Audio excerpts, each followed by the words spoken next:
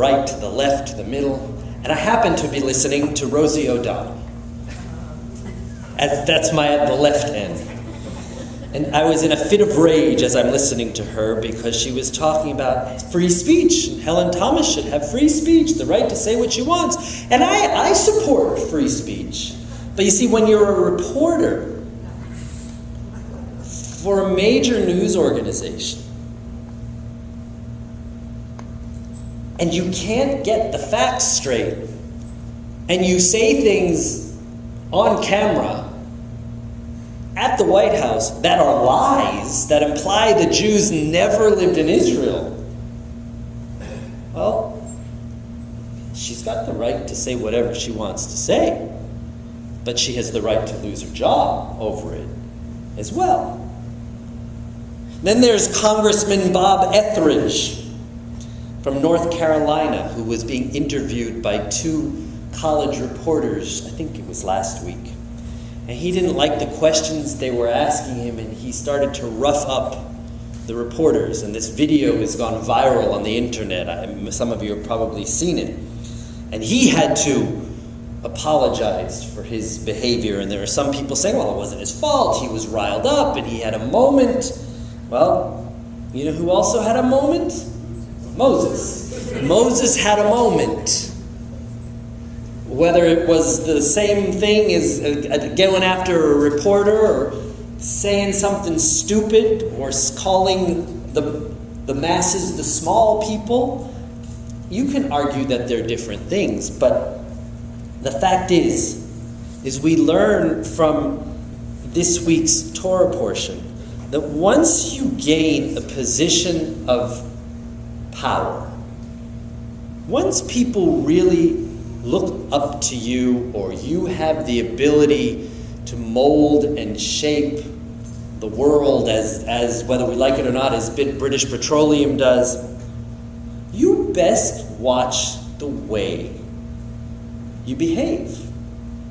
Because you are expected, whether it's fair or not, to be perfect.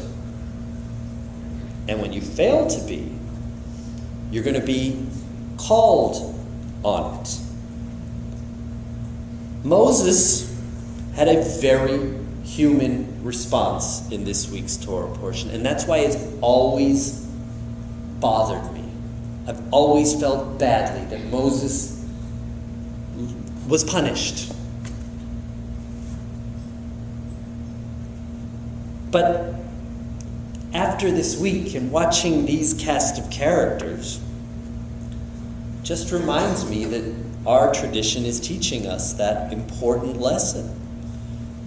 That leaders are, in many ways, held to a higher standard.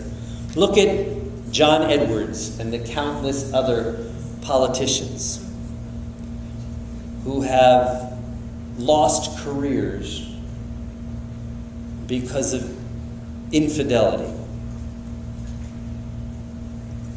The average Joe Schmo might not lose his job over it, although probably should. But it's because they have positions of power that they come tumbling and crashing down. I am very much a New York driver.